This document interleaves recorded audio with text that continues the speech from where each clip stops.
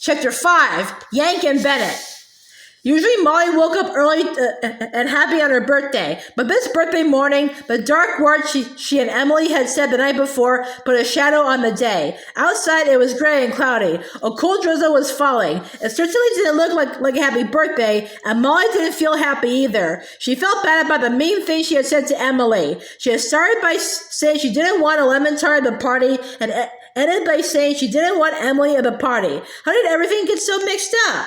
Molly looked over at Emily's bed. It was empty, perfectly made as usual. Emily was in the bathroom, washing her face.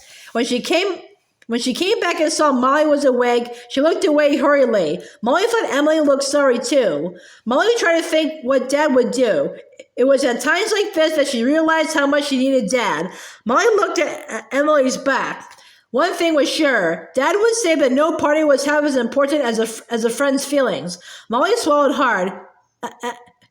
Emily, she began. Emily looked around her shoulder at Molly. At that moment, the door swung open and Mom and Brad burst in. Happy birthday, they shouted. Happy birthday, Molly. Happy birthday, Emily. Mom gave both girls a big hug. Jill, Ricky, she called. You can come in now.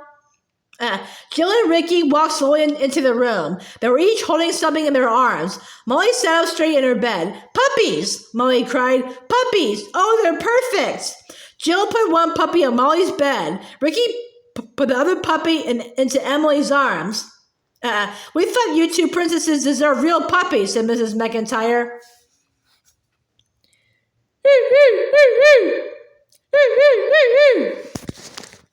Yeah, so you can stop acting like nuts talking to dogs that aren't there, said Ricky. Everyone laughed and Molly said, Thank you, a real puppy. It's too good to be true. She scooped up her puppy and gave it a kiss. Mwah, I love it. Emily looked at Mrs. McIntyre. Thank you, she said. Mrs. McIntyre smiled. We'll leave your highnesses to get acquainted with your puppy, she said. Meanwhile, the rest of us will go make royal breakfast for you.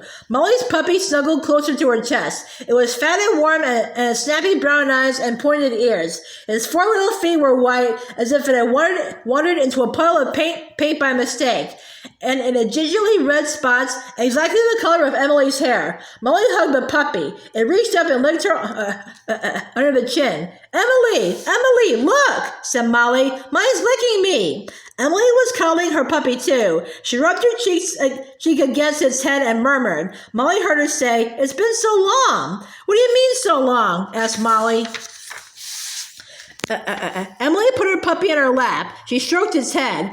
I used to have a dog, she said. I didn't tell you before because, Emily paused, because my dog was killed. It was 1 year ago. My dog was trapped under a building that was hit by a bomb.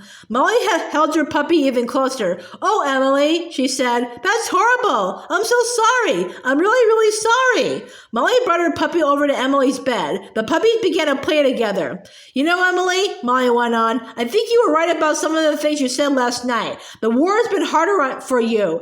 It hasn't been as real for me. Emily looked at Molly. I wasn't completely right, she said. I realized something when I was feeling so bad last night. First, I thought about how much I miss my parents. Then I thought, I've only been away from them for a few weeks. Your father has been away from you for 2 years. I know you miss him very much. The war is hard for you too, Molly.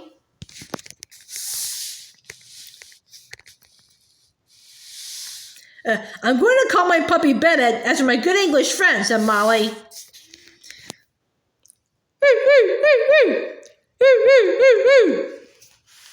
Molly nodded. Emily's puppy had a sash of her bathrobe in its mouth. The puppy growled as it tugged and yanked at the sash. Emily and Molly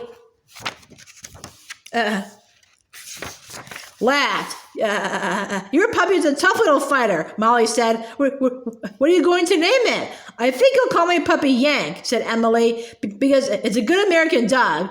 I'm going to call my puppy Bennett after my good English friend, said Molly. The girls smiled at each other. Wait till everyone at the party sees our puppy, said Molly. They know where really the princess is. She grinned at Emily. Even if we don't have crowns and long dresses. The door opened and Mrs. McIntyre stuck her head in. She smiled at the girls, but pretended to scold. If you princesses weren't such lazy bones, lying around in your pajamas all day, you would have found another birthday surprise in your closet by now. Molly jumped up and opened the closet door. There, side by side, were two white pinafore dresses trimmed with ruffles. The dresses were beautiful. They were absolutely alike. There was one for Molly and one for Emily. Emily gasped, "They're lovely!" Molly ran over and gave her mother a hug. "Oh, Mom," she said, "now everything is perfect. Thank you." "Thank you very much indeed," said Emily. "You're very welcome, both of you," said Mrs. McIntyre. "Now, put on your play clothes and come have breakfast. You have a lot to do before your birthday tea party." Emily picked up her puppy and smiled at Molly. "I think this is a very happy birthday," she said. Molly smiled back. "Very happy indeed."